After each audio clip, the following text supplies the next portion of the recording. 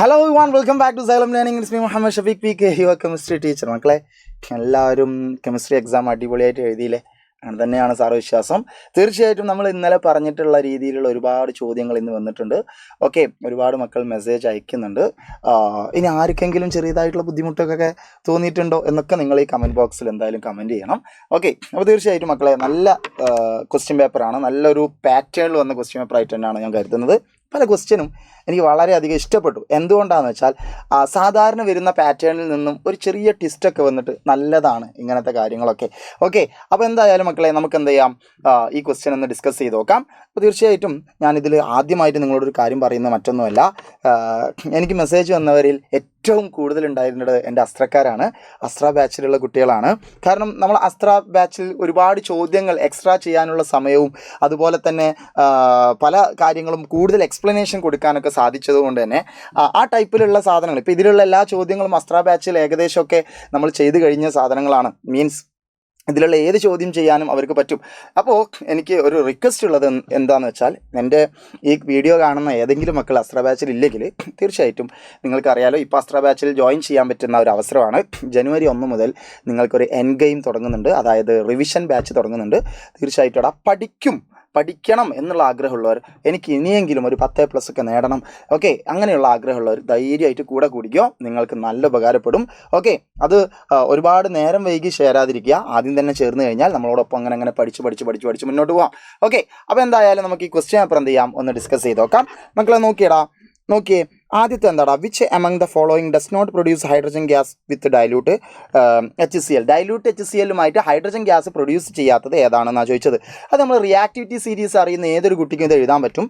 Reactivity series potassium, sodium, calcium, magnesium, aluminium, zinc, പിന്നെ zinc, iron, nickel, tin, lead കഴിഞ്ഞിട്ട് hydrogen ഉണ്ട്.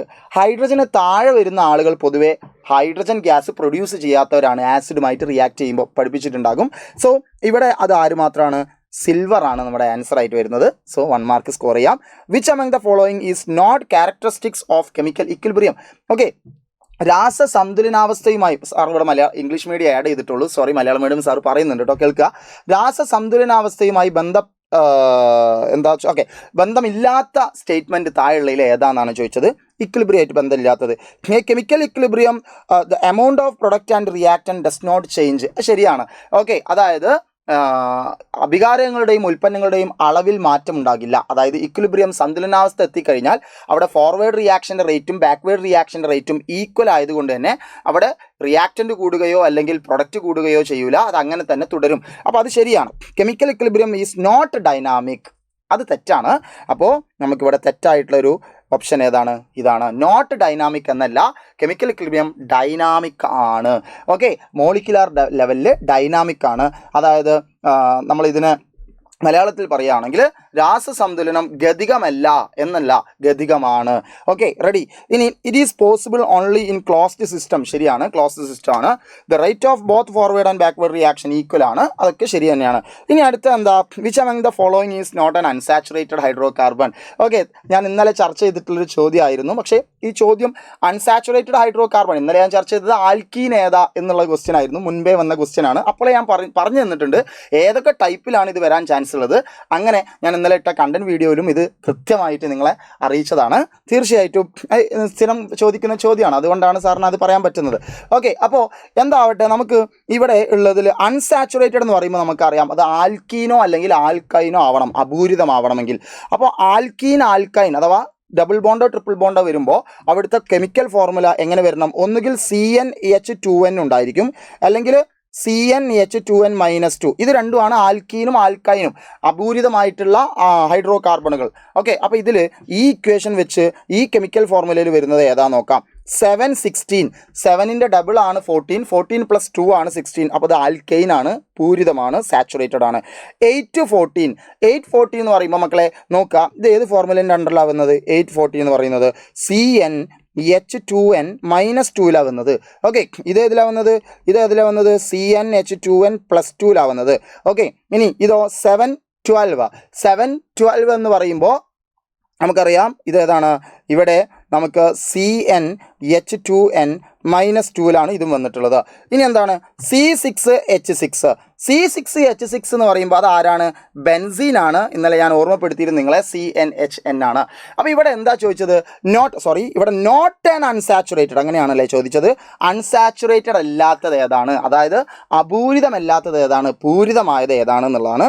അപ്പോൾ പൂരിതമായത് alkane മാത്രമാണ്. അപ്പോൾ CnH2n+2 ഫോർമുലയിലുള്ളതാണ് നമ്മൾ എഴുതേണ്ടത്. അപ്പോൾ ഈ ഫോർമുലയിൽ വന്നിട്ടുള്ളത് ആകെ ഒരാൾ മാത്രമാണ്. അപ്പോൾ ആൻസർ ഏതാണ്? C7H16 ആണ്. ഓക്കെ, റെഡി ആണല്ലോ. ഇനി അടുത്ത ഏതാണടാ? Analyse the given statement. ഇതാ ഞാൻ പറഞ്ഞ പാറ്റേൺ മാറി വന്ന, അതായത് CBSE ലെവലിലുള്ള ഒരു ചോദ്യമാണത്. മീൻസ് CBSEയിൽ അസേഷൻ റീസൺ എന്ന് പറഞ്ഞിട്ടുള്ള ക്വസ്റ്റ്യൻസ് ഉണ്ടാവാറുണ്ട്. നല്ല പാറ്റേൺ ആണ്. നിങ്ങൾ ഭാവിയിൽ എൻട്രൻസ് എക്സാമുകളൊക്കെ എഴുതുമ്പോൾ ഇങ്ങനെയുള്ള പാറ്റേണുള്ള ചോദ്യങ്ങൾ കാണാൻ കഴിയും. മക്കൾ ഇവിടുന്ന് അത് പഠിക്കുന്നത് വളരെയധികം നല്ലതാണ്. ഈ ക്വസ്റ്റ്യൻ ഇട്ട ആൾക്ക് ഒരു ഹാറ്റ്സ് ഓഫ്. Okay, ready. അപ്പോൾ എന്താവട്ടെ, analyse the given statement and choose the correct answer എന്നാണ് ചോദിച്ചിട്ടുള്ളത്. നോക്കിക്കേ, statement 1, when molten NaCl is electrolysed, sodium is obtained at negative electrode and chlorine is obtained at positive electrode. ശരിയാണ്. Molten NaCl, അതായത് ഉരുകിയ NaClന്റെ വൈദ്യുത വിശ്ലേഷണത്തിൽ നോക്കിക്കേ, നെഗറ്റീവ് ഇലക്ട്രോഡിലേക്ക് സോഡിയം അയോണും അതേപോലെ തന്നെ പോസിറ്റീവ് ഇലക്ട്രോഡിലേക്ക് ക്ലോറിൻ അയോണും പോകുന്നു എന്നാണ് പറഞ്ഞത്. ശരിയാണ്. പോസിറ്റീവ് ഇലക്ട്രോഡ് ആനോഡാണ്, നെഗറ്റീവ് ഇലക്ട്രോഡ് കാഥോഡാണ്. നെഗറ്റീവിലേക്കാണ് സോഡിയം അയോൺ പോകുന്നത്, പോസിറ്റീവിലേക്കാണ് ക്ലോറിൻ അയോൺ പോകുന്നത്. അപ്പോൾ ആ സ്റ്റേറ്റ്മെന്റ് ശരിയാണ് കേട്ടോ. ഇനി സ്റ്റേറ്റ്മെന്റ് 2 നോക്കിയേ, during electrolysis oxidation takes place at anode and reduction takes place at cathode. Statement 2 എന്താ പറഞ്ഞത്? ആനോഡിലാണ് ഓക്സിഡേഷൻ നടക്കുക, കാഥോഡിലാണ് റിഡക്ഷൻ നടക്കുക എന്നാണ് പറഞ്ഞത്. അപ്പോൾ ഇതിൽ ഏത് സ്റ്റേറ്റ്മെന്റ് ആണ് നമ്മൾ ശരിയാക്കി എടുക്കുക? Both statement 1 and 2 are correct. ശരിയാണ്. Statement 2 is the correct explanation of the statement 1. രണ്ടാമത്തെ സ്റ്റേറ്റ്മെന്റ് ഒന്നാമത്തെ സ്റ്റേറ്റ്മെന്റിന്റെ കറക്റ്റ് എക്സ്പ്ലനേഷൻ ആണ്. ഇനി രണ്ടാമത്തെ നോക്കിക്കേ, both statement 1 and 2 are correct. Statement 2 is not the correct explanation of statement 1. Okay, അത് അങ്ങനെയാണോ? ഇനി statement 1 is correct, statement 2 is, ഇത് രണ്ടും നമുക്ക് വേണ്ട, കാരണം രണ്ട് സ്റ്റേറ്റ്മെന്റും ശരിയാണ്. ഇനി നമുക്ക് നോക്കേണ്ടത് എന്ത് മാത്രമാണ്? സ്റ്റേറ്റ്മെന്റ് 1ന്റെ കറക്റ്റ് എക്സ്പ്ലനേഷൻ ആണോ സ്റ്റേറ്റ്മെന്റ് 2 എന്നാണ് നോക്കേണ്ടത്. മക്കളെ നോക്കിക്കേ, സോഡിയം അയോണ് എന്തുകൊണ്ടാണ് ഈ പറയുന്ന sodium is obtained at negative ഇലക്ട്രോഡായിട്ടുള്ള കാഥോഡിലേക്ക് സോഡിയം കിട്ടാൻ കാരണം എന്താണ്? അവിടെ റിഡക്ഷൻ നടന്നതുകൊണ്ടാണ്, നിരോക്സീകരണം നടന്നതുകൊണ്ടാണ്. അപ്പോൾ മക്കളെ നോക്കിക്കേ, ഈ നെഗറ്റീവ് ഇലക്ട്രോഡ് എന്ന് പറയുന്നത് ആരാണ്? നമ്മളുടെ കാഥോഡാണല്ലോ. അപ്പോൾ കാഥോഡിൽ റിഡക്ഷൻ നടന്നതുകൊണ്ടാണ്. അപ്പോൾ ഈ റീസൺ ആണ് എന്ത് ഇവിടെ സോഡിയം കിട്ടാനുള്ള കാരണം. ഇനി ആനോഡിൽ ക്ലോറിൻ അഥവാ പോസിറ്റീവ് ഇലക്ട്രോഡിൽ ക്ലോറിൻ കിട്ടാനുള്ള കാരണം എന്താണ്? അവിടെ ഓക്സീകരണം നടന്നിട്ടാണ് ആ ക്ലോറിൻ കിട്ടിയിട്ടുള്ളത്. അതുകൊണ്ട് സ്റ്റേറ്റ്മെന്റ് 1ന്റെ കറക്റ്റ് എക്സ്പ്ലനേഷൻ ആണ് സ്റ്റേറ്റ്മെന്റ് 2. അപ്പോൾ ഓപ്ഷൻ എ ആണ് നിങ്ങൾക്ക് അവിടെ ആൻസർ ആയിട്ട് വരിക. ഈ ഒരു ചോദ്യം മക്കൾക്ക് ഈ കാര്യം അറിയുന്നവരായിരിക്കും ബഹുഭൂരിഭാഗം പേരും, പക്ഷേ ഇത് കണക്ട് ചെയ്യാനായിട്ട് കഴിയണം. അഥവാ നിങ്ങൾക്ക് മാർക്ക് നഷ്ടപ്പെട്ടിട്ടുണ്ടെങ്കിൽ ഡോൺ വെറി, ഇങ്ങനെ ഒരു പാറ്റേൺ പഠിച്ചു വെക്കുക. Okay, ready. ഇനി മക്കളെ നോക്കിക്കേ, what is the optimum temperature used in Haber process? Haber പ്രോസസ്സിലെ ഒപ്റ്റിമം ടെമ്പറേച്ചർ 450 ഡിഗ്രി സെൽഷ്യസ് ആണ്. കറക്റ്റ്, നിങ്ങൾ ടെക്സ്റ്റ് ബുക്കിൽ അതുണ്ട്. ഓക്കെ, ഒപ്റ്റിമം ടെമ്പറേച്ചർ എന്ന് പറഞ്ഞാൽ ഏറ്റവും കൂടുതൽ പ്രൊഡക്റ്റ് ലഭിക്കുന്ന ടെമ്പറേച്ചറിനെയാണ് ഒപ്റ്റിമം ടെമ്പറേച്ചർ അഥവാ അനുകൂല താപനില എന്ന് പറയുക. ഓക്കെ, ഇനി എന്താ 2 മാർക്കിൻ്റെ ചോദ്യമാണ്. എന്താണ്? Gold plated ornaments are manufactured by electroplating. Okay, സ്വർണം പൂശിയത് വൈദ്യുത ലേപനം വഴിയാണ് ചെയ്യുന്നത്. Why do you mean by electroplating? എന്താണ് ഇലക്ട്രോ പ്ലേറ്റിങ്ങിനെ കൊണ്ട് അർത്ഥമാക്കുന്നത്? അപ്പോൾ നിങ്ങൾക്ക് പറയാം, വൈദ്യുത വിശ്ലേഷണം ഉപയോഗിച്ച് ഒരു ലോഹത്തെ മറ്റൊരു ലോഹത്തിലേക്ക് ആവരണം ചെയ്യുന്നതിനെയാണ് വൈദ്യുത ലേപനം എന്ന് പറയുന്നത്. എന്താണ്? Using electrolysis coat a metal to other metal. Okay, ഒരു മെറ്റലിനെ വേറൊരു മെറ്റലിലേക്ക് ഇലക്ട്രോളിസിസ് യൂസ് ചെയ്തിട്ട് കോട്ട് ചെയ്യുന്നതിനാണ് ഇലക്ട്രോ പ്ലേറ്റിംഗ് എന്ന് പറയുക. അപ്പോൾ ആ പറയുന്ന ആ ഒരു സ്റ്റേറ്റ്മെന്റ് അതുപോലെ അല്ലെങ്കിലും ഈ പറയുന്ന ഐഡിയാസ് നിങ്ങളുടെ ആൻസറിലുണ്ടെങ്കിൽ തീർച്ചയായിട്ടും മക്കൾക്ക് മാർക്ക് കിട്ടും കേട്ടോ.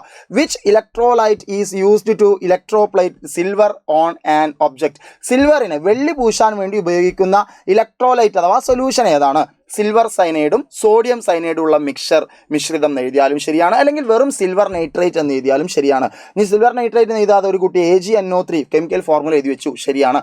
ഇനി ഈ സിൽവർ സൈനൈഡ് സോഡിയം സൈനൈഡ് എന്ന് എഴുതാതെ ഒരു കുട്ടി AgCN+NaCl എന്ന് എഴുതി, അപ്പോഴും ശരിയാണ്.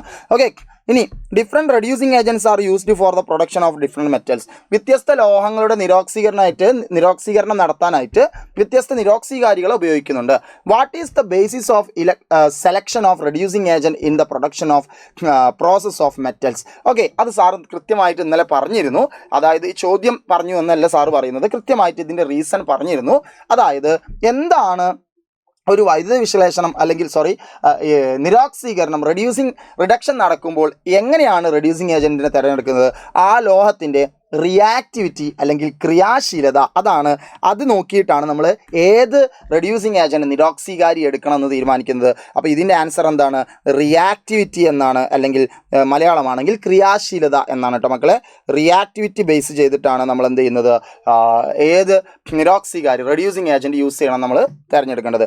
Which reducing agent is used in the production of calcium? കാൽസ്യത്തിൻ്റെതിന് ഏതിനാണ് നമ്മൾ യൂസ് ചെയ്യുക? ഓക്കെ, ഇത് എനിക്ക് തോന്നുന്നു കൃത്യമായിട്ട് ഇന്നലെ മാരത്തോണിൽ ഞാനിത് വ്യക്തമാക്കിയിരുന്നു. കാൽസ്യത്തിൻ്റെ എന്നല്ല, അതായത് ഇലക്ട്രോളിസിസ് അല്ലെങ്കിൽ ഇലക്ട്രിസിറ്റി യൂസ് ചെയ്യുന്നത് സ്ട്രോങ്ങസ്റ്റ് റെഡ്യൂസിങ് ഏജൻ്റ് ആണ് ഇലക്ട്രിസിറ്റി എന്നും, അത് നല്ല റിയാക്ടിവിറ്റി ഉള്ള ആളുകൾക്കാണ് യൂസ് ചെയ്യാമെന്നും, അത് അലുമിനിയം വരെ, അതായത് നമ്മളുടെ potassium, sodium, calcium, magnesium, aluminium വരെയുള്ള ആളുകൾക്ക് ഇത് യൂസ് ചെയ്യുന്നൊക്കെ പറഞ്ഞിരുന്നു. അപ്പോൾ ഇന്നലത്തെ ലൈവ് കണ്ട ആളുകൾക്ക് ഇത് ആൻസർ ചെയ്യാൻ പറ്റുമെന്ന് വിചാരിക്കുന്നു. തീർച്ചയായിട്ടും ഇവിടെ എന്താണടാ, നമുക്ക് കാൽസ്യത്തിൻ്റെത് ഇലക്ട്രിസിറ്റി ആണ് എന്ന് എഴുതി വെക്കാം. വൈദ്യുതി എന്ന് എഴുതിയിട്ടുണ്ടെങ്കിൽ ശരിയാണ് കേട്ടോ. വൈദ്യുതി അല്ലെങ്കിൽ ഇലക്ട്രിസിറ്റി എന്ന് എഴുതിയിട്ടുണ്ടെങ്കിൽ ശരിയാണ്. Okay, ready. അപ്പോൾ മക്കളെ അടുത്ത ചോദ്യം നോക്കിക്കേ. Analyse the given chemical equation and answer the following. Okay, താഴെയുള്ള കെമിക്കൽ ഇക്വേഷൻ അനലൈസ് ചെയ്തിട്ട് അതിൻ്റെ താഴെയുള്ളത് നമ്മൾ എന്ത് ചെയ്യുക, ആൻസർ ചെയ്യാന്നാണ് പറഞ്ഞത്. ഒന്നാമത്തെ ഇക്വേഷൻ നോക്ക് മക്കൾ, ഒന്നുമില്ല, സുക്രോസ് അഥവാ പഞ്ചസാര, അതിലേക്ക് കോൺസെൻട്രേറ്റഡ് സൾഫ്യൂരിക് ആസിഡ് ഒഴിക്കുമ്പോൾ അത് കറുത്ത രൂപമാകുന്ന ഇക്വേഷൻ ഉണ്ടല്ലോ, കാർബൺ ഉണ്ടാകുന്ന ഇക്വേഷൻ, അതാണ് സംഭവം. അതെന്താണ്? ഡീഹൈഡ്രേറ്റിംഗ് നേച്ചർ ആണ് കേട്ടോ. ഓക്കെ, ഇനി അടുത്ത നോക്കിക്കേ. കാർബണും സൾഫ്യൂരിക് ആസിഡും തമ്മിൽ പ്രവർത്തിക്കുമ്പോൾ കാർബൺ ഡൈ ഓക്സൈഡ് ഉണ്ടാകുന്നത് എന്താണ്? സൾഫ്യൂരിക് ആസിഡിൻ്റെ ഓക്സിഡൈസിങ് നേച്ചറാണ്, ഓക്സീകരണ ഗുണമാണ് കാണിക്കുന്നത്. ഇനി which property of H2SO4 are exhibited in 1 and 2 respectively? ഒന്നാമത്തെ ഇക്വേഷൻ സൾഫ്യൂരിക് ആസിഡിൻ്റെ നിർജ്ജലീകരണ ഗുണം അല്ലെങ്കിൽ ഡീഹൈഡ്രേറ്റിംഗ് നേച്ചർ എന്ന് എഴുതിയാൽ ശരിയാണ്.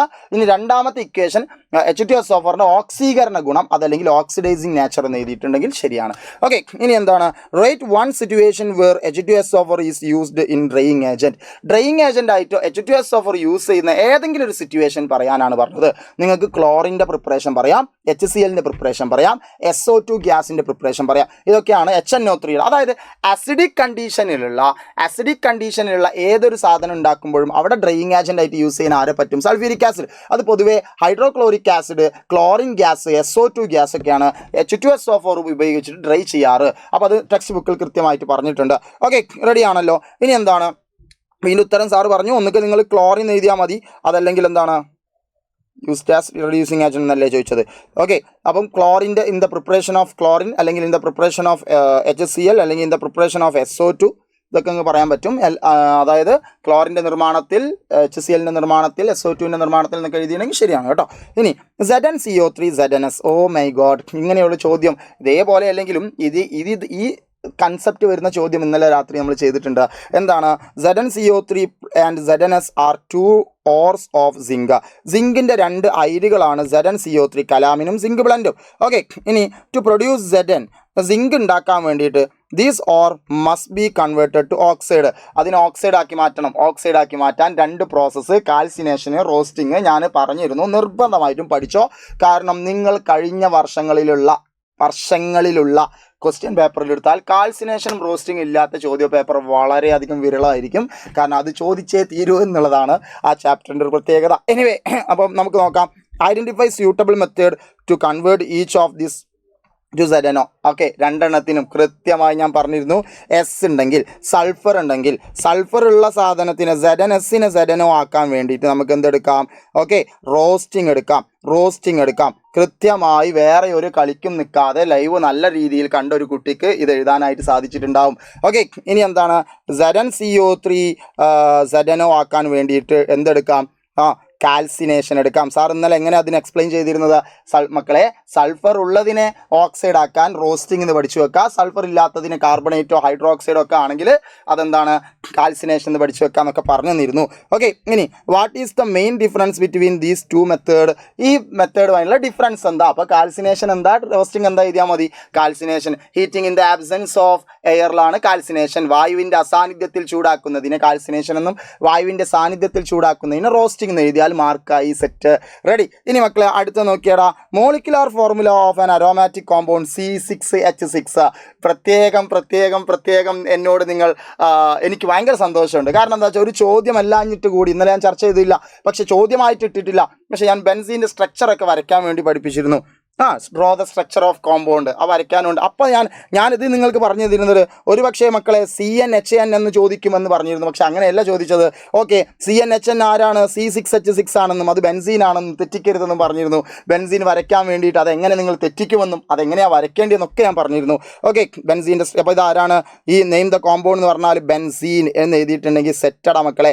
ബെൻസീൻ എന്ന് എഴുതിയിട്ടുണ്ടെങ്കിൽ സെറ്റാണ്. ഇനി മറ്റൊരു കാര്യം, ഇത് എങ്ങനെയൊക്കെ വരച്ചിട്ടുണ്ടാവും? ഒരു കുട്ടി ഇങ്ങനെ വരച്ചിട്ടുണ്ടെങ്കിൽ, അതായത് വെറും ബോണ്ട് ലൈൻ സ്ട്രക്ചർ എന്നാ പറയുക, ഭാവി പഠിച്ചോണ്ട് കേട്ടോ.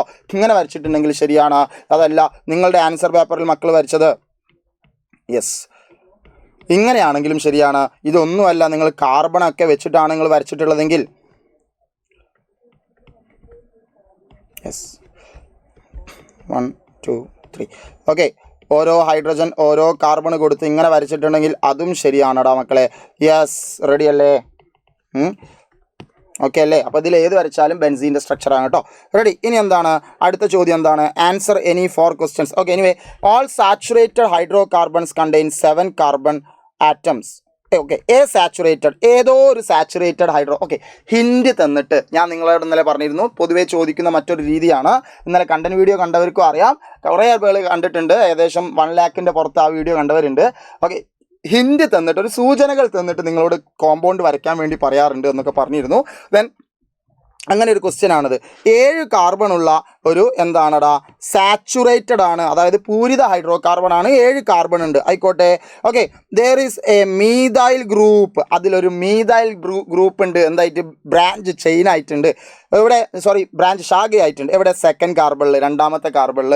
ഓക്കെ, മെയിൻ ചെയിനിൻ്റെ രണ്ടാമത്തെ കാർബണിൽ. Draw the structure of this compound.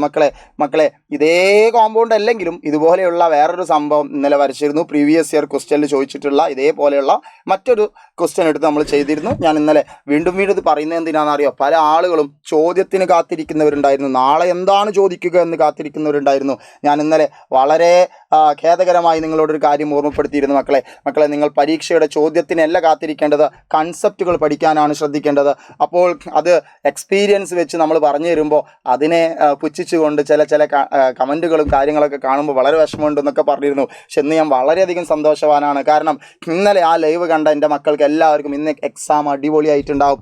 Okay, പഠിച്ച് എഴുതിയ ആ ഒരു പ്രതീതി കിട്ടും. ഞാൻ ഇന്നലെ ക്വസ്റ്റ്യൻ കണ്ട് എഴുതി എന്ന് പറയുന്നത് ഞാൻ പറഞ്ഞല്ലോ, ഈ ക്വസ്റ്റ്യൻ ഞാൻ ഇന്നലെ പഠിച്ചു വെച്ചതാണ്, അതിനോട് എഴുതി എന്ന് പറയുന്നതും ഈ കൺസെപ്റ്റ് ഞാൻ ഇന്നലെ പഠിച്ചുകൊണ്ട് എനിക്കിത് കിട്ടിയെന്ന് പറയുന്നതും ഏതാണ് ഹീറോയിസം? കൺസെപ്റ്റ് പഠിച്ച് എഴുതലാണ് heroism. So I am very happy. Anyway നോക്കണടാ മക്കളെ, draw the structure of this compound. ഈ കോമ്പൗണ്ടിൻ്റെ സ്ട്രക്ചർ വരയ്ക്കുക.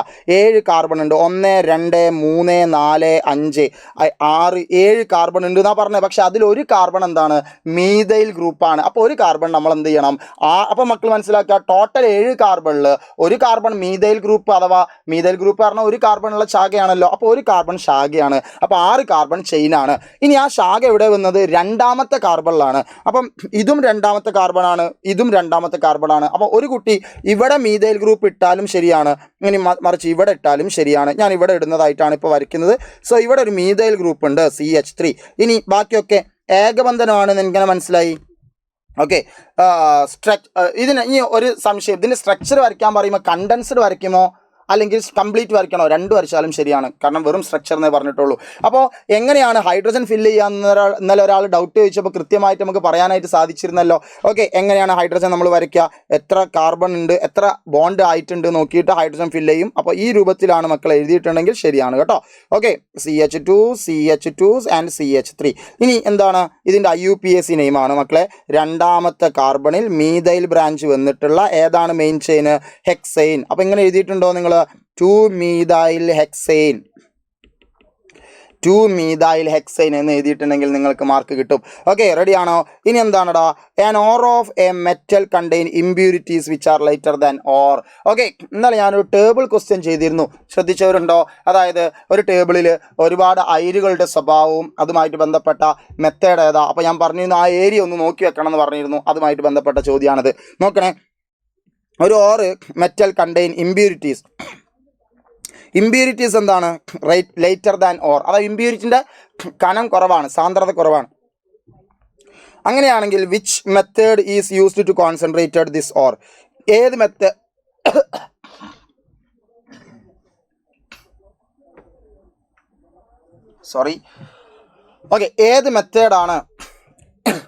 ഏത് മെത്തേഡാണ് നിങ്ങൾ ഉപയോഗിക്കുക എന്നാണ് ചോദിച്ചിട്ടുള്ളത്. അഥവാ ഇമ്പ്യൂരിറ്റീസിൻ്റെ കനം കുറവാണെങ്കിൽ, ഇമ്പ്യൂരിറ്റീസ് ലൈറ്റർ ആണെങ്കിൽ, സാന്ദ്രത കുറവാണെങ്കിൽ മക്കളെ ഏത് മെത്തേഡാണ് ഉപയോഗിക്കേണ്ടത്?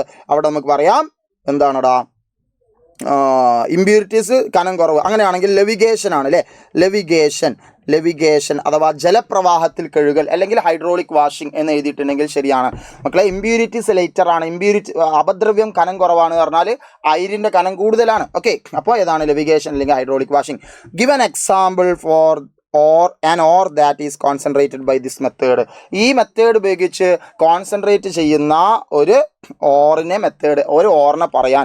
ഏതൊക്കെ? നിങ്ങൾക്ക് ഗോൾഡ് പറയാം, സ്വർണം പറയാം, അല്ലെങ്കിൽ എന്താ ഓക്സൈഡ് ഓറുകളിൽ പെട്ടിട്ടുള്ള കുപ്രൈറ്റ് എഴുതിയിട്ടുണ്ടെങ്കിൽ ശരിയാണ്, ഹെമറ്റൈറ്റ് എഴുതിയിട്ടുണ്ടെങ്കിൽ ശരിയാണ്, മാഗ്നറ്റൈറ്റ് എഴുതിയിട്ടുണ്ടെങ്കിൽ ശരിയാണ്. ഇനി ഇതൊന്നുമല്ല, ഓക്കെ, നമ്മളെ ലിസ്റ്റിൽ പെട്ടതിൽ ഈ കാര്യങ്ങൾ ഏതെങ്കിലും സ്വർണം, കുപ്രൈറ്റ്, മാഗ്നറ്റൈറ്റ്, ഹെമറ്റൈറ്റ് ഇതിൽ ഏതെങ്കിലുമൊക്കെ എഴുതിയാൽ ശരിയാണ്. Okay, ready. ഇനി എന്താണ് അടുത്തത്? Given which method is used to concentrate an ore in which impurities heavier than ore? ഇമ്പ്യൂരിറ്റീസിൻ്റെ കനം കൂടുതലും ഓർ കനം കുറവാണെങ്കിൽ ഏതാണ്?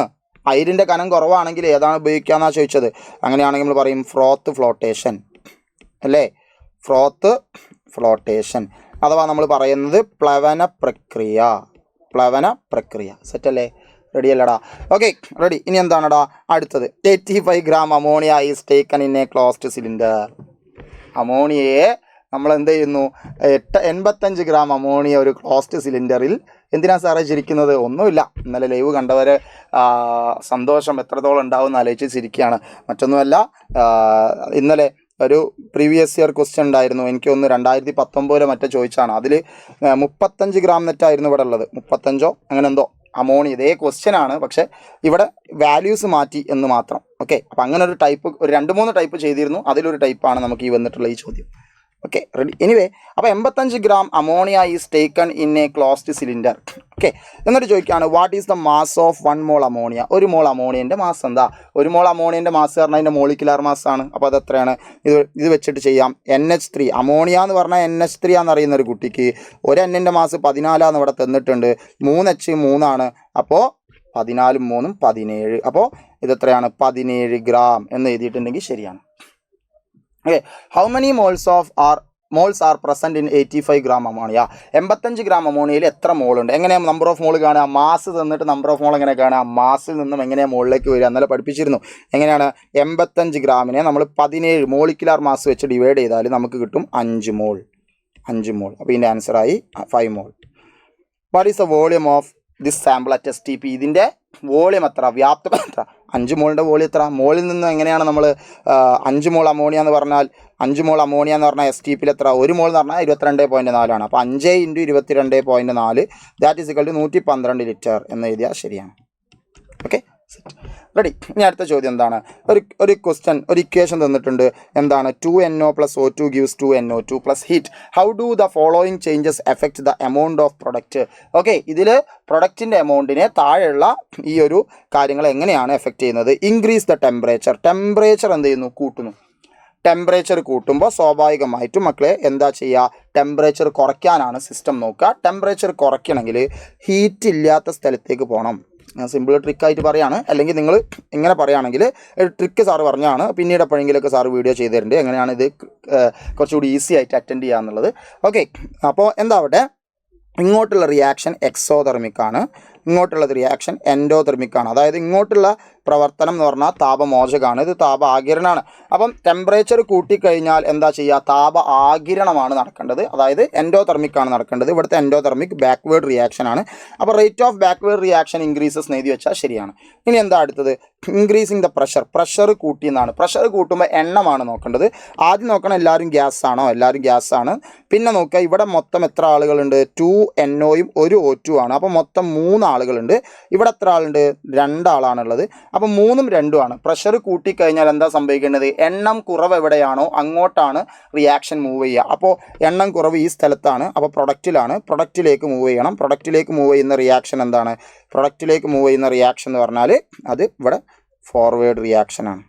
ഓക്കെ, ഫോർവേഡ് റിയാക്ഷനാണ്. അപ്പോൾ rate of forward reaction increases, പുരോപ്രവർത്തന നിരക്ക് കൂടുന്നു എന്ന് എഴുതിയാൽ ശരിയാണ്. റിമൂവിങ് NO2 റിമൂവ് ചെയ്യുന്നു. NO2 എന്ന് പറയുന്നത് എവിടെയാണ്? പ്രൊഡക്റ്റാണ്, ഉൽപ്പന്നമാണ്. ഉൽപ്പന്നം റിമൂവ് ചെയ്യാറുള്ള കുറയ്ക്കുകയാണ്. ഇവിടെ കുറയുമ്പോൾ അവിടുന്ന് ഇങ്ങോട്ട് വേഗം വരണം.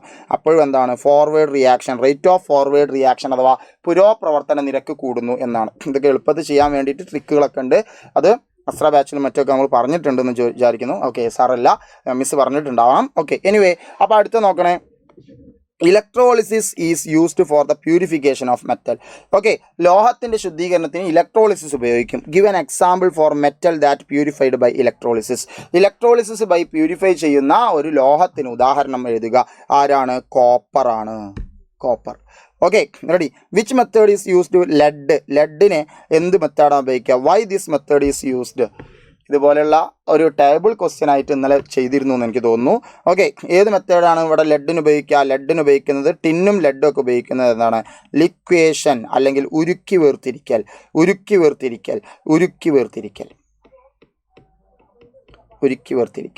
Okay, why this method is used? എന്തുകൊണ്ടാണ് ഈ മെത്തേഡ് യൂസ് ചെയ്തത്? ലോ മെൽറ്റിംഗ് പോയിന്റ് ആയതുകൊണ്ട്. ദ്രവണാങ്കം കുറവായതുകൊണ്ട്. ഓക്കെ, റെഡി ആണല്ലോ.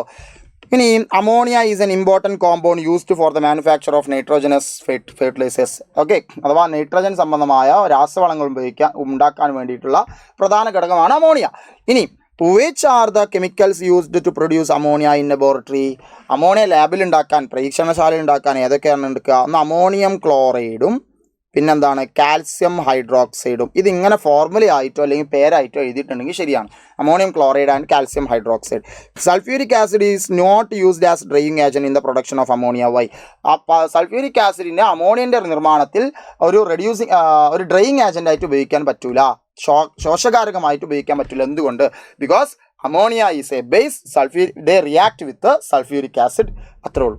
അമോണിയ ഒരു ബേസിക സ്വഭാവമുള്ള ഒരു സംയുക്തമാണ്. അത് സൾഫ്യൂരിക് ആസിഡുമായിട്ട് പ്രവർത്തിക്കും. അതുകൊണ്ടാണ് അവിടെ ഉപയോഗിക്കാത്തത് കേട്ടോ. ഇനി what is the difference between liquor ammonia and liquid ammonia? Liquor ammonia എന്ന് പറഞ്ഞാൽ എന്താ? ലിക്വിഡ് അമോണിയ എന്ന് പറഞ്ഞാൽ ദ്രവീകരിച്ച അമോണിയയെ അഥവാ ലിക്വിഫൈഡ് അമോണിയയാണ് ലിക്വിഡ് അമോണിയ എന്ന് പറയുന്നത്. ഹൈ കോൺസെൻട്രേറ്റഡ് അമോണിയാക്കൽ സൊല്യൂഷൻ അല്ലെങ്കിൽ അമോണിയയുടെ ഗാഢത കൂടിയ ലായനിയാണ് ലിക്വർ അമോണിയ എന്ന് പറയുന്നത്. ഓക്കെ, സെറ്റാണല്ലോ. ഇനി എന്താ? Bauxite, clay and cryolite the minerals of aluminium. ബോക്സൈറ്റിലും ക്ലേയിലും ക്രയോലൈറ്റും ഒക്കെ അലുമിനിയത്തിൻ്റെ ധാതുവാണ്. The chemical formula of ore of aluminium. ഇഷ്ടം പോലെ പറഞ്ഞിട്ടുണ്ട് അല്ലേ. അപ്പോൾ എന്താണ്? Al2O3.2H2O. ഇതാണ് ബോക്സൈറ്റിൻ്റെ കെമിക്കൽ ഫോർമുല എഴുതിയിട്ടുണ്ടെങ്കിൽ ശരിയാണ് കേട്ടോ. ഓക്കെ, അലുമിനിയത്തിൻ്റെ അയിരാണ്. ഇനി write the name of oxide finally obtained after the leaching of ബോക്സൈറ്റിൻ്റെ ലീച്ചിങ്ങിന് അവസാനം ലഭിക്കുന്നത് എന്താണ്? Alumina.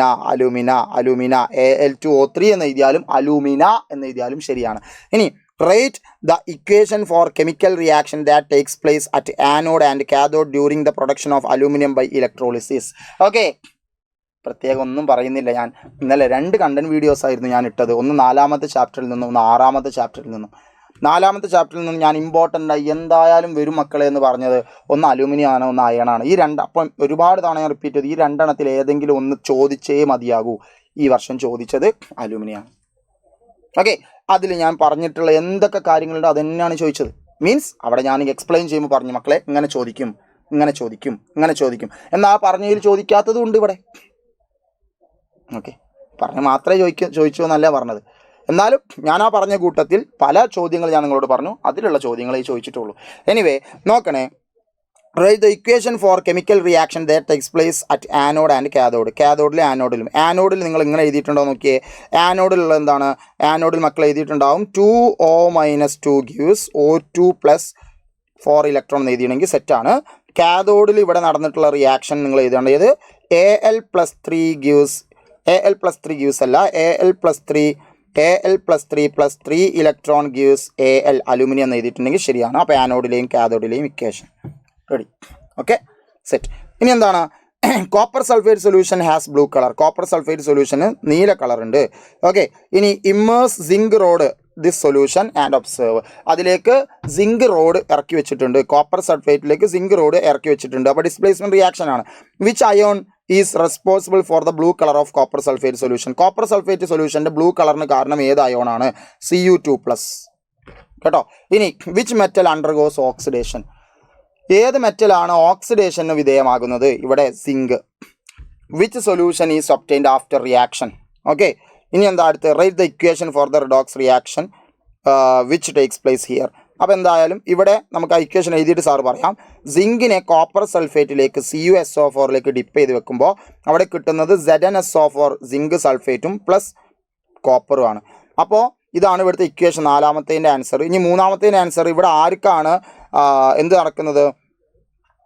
After reaction which solution, റിയാക്ഷൻ്റെ ശേഷം ലഭിക്കുന്ന, രാസപ്രവർത്തനത്തിന് ശേഷം ലഭിക്കുന്ന ലായനി അതേതാണ്? ZnSO4. റെഡി? ഇനി അടുത്ത ക്വസ്റ്റ്യൻ എന്താണ്?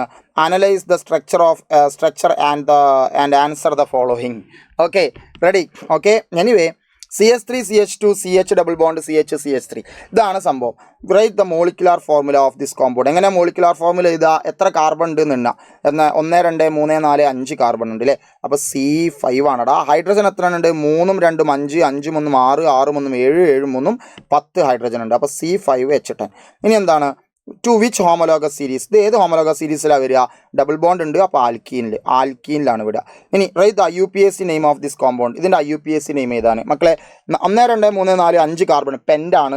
ഡബിൾ ബോണ്ട് വന്നതുകൊണ്ട് പെൻഡീനാണ്. പെൻഡീൻ. പക്ഷേ എത്രാമത്തേലാണ് ഡബിൾ ബോണ്ട് വന്നത്? 1 2 ഇവിടെ നിന്നുമ്പോൾ മൂന്നാമത്തേൽ, അവിടെ നിന്നുമ്പോൾ രണ്ടാമത്തേൽ. അപ്പോൾ ചെറിയ സംഖ്യയാണ് എടുക്കേണ്ടത്. അപ്പോൾ പെൻഡ് 2E എന്ന് എഴുതിയിട്ടുണ്ടെങ്കിൽ ശരിയാണ്. പെൻഡ് 2E എന്നോ അല്ലെങ്കിൽ 2 പെൻഡീൻ എന്ന് എഴുതിയിട്ടുണ്ടെങ്കിൽ ശരിയാണ്. Okay, ready? Draw the structure of the saturated hydrocarbon having same molecular formula of this compound.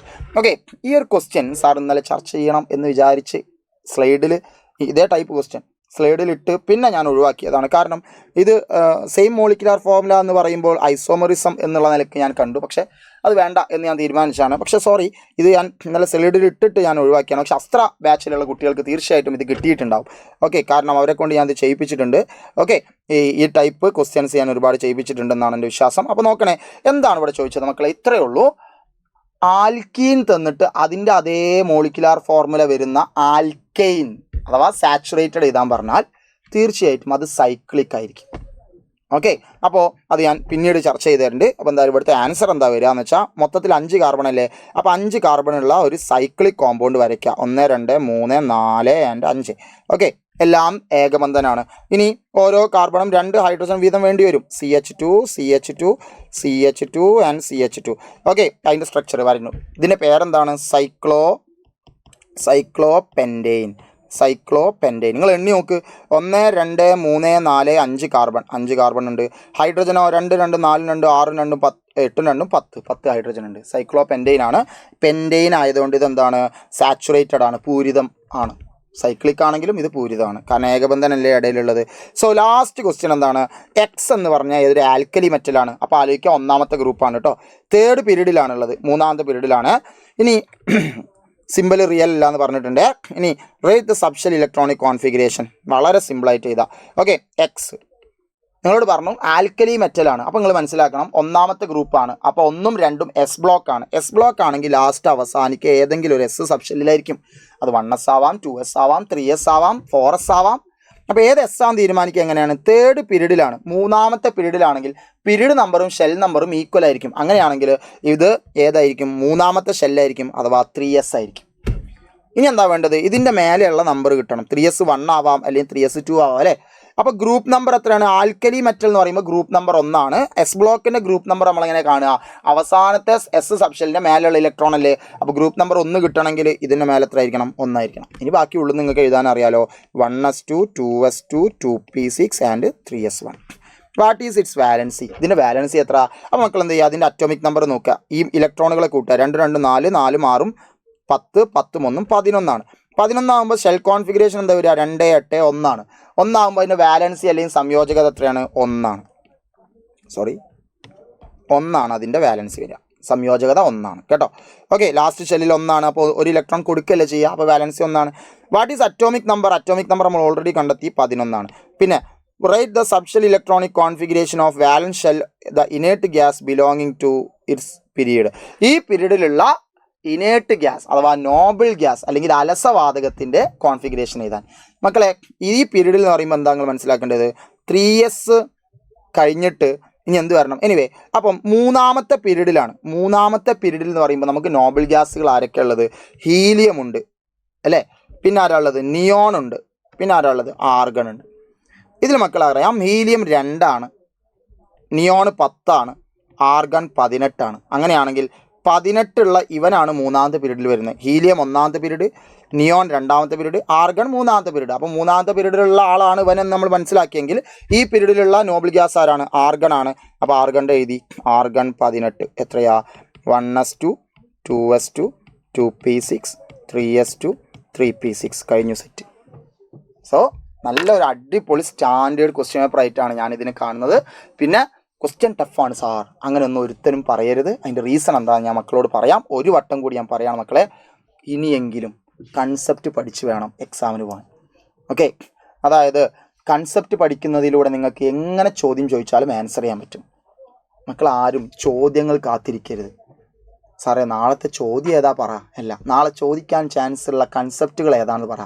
ഇതിപ്പോൾ ഒരു 1-1.5 വർഷമായിട്ടേ ഉള്ളൂ ഈ ചോദ്യം കാത്തിരിക്കുന്ന ട്രെൻഡ് തുടങ്ങിയിട്ട്. അത് അവസാനിപ്പിക്കുക. ഓക്കെ ഓക്കെ, ചോദ്യങ്ങളിലൂടെ പഠിക്കണം.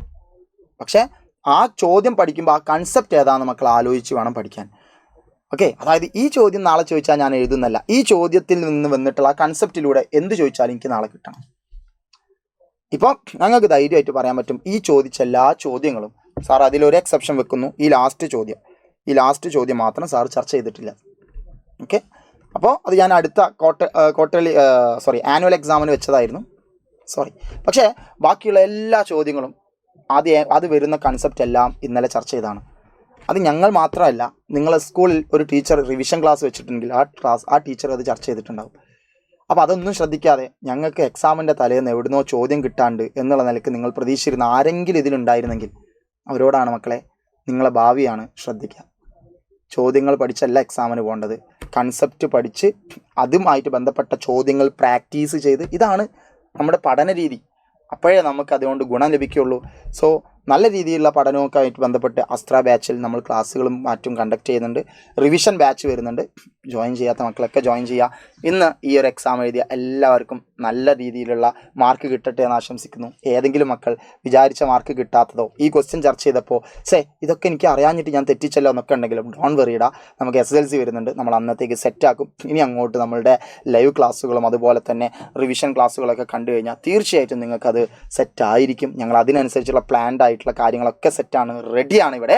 അപ്പോൾ എല്ലാവർക്കും ഒരിക്കൽ കൂടി നല്ലത് ആശംസിക്കുന്നു. ഇനി ഉള്ള നാളത്തെ എക്സാം കൂടി കഴിഞ്ഞാൽ നിങ്ങൾ തീർച്ചയായിട്ടും വീണ്ടും പഠനത്തിലേക്ക് തന്നെ തിരിച്ചു വരണം. So signing off.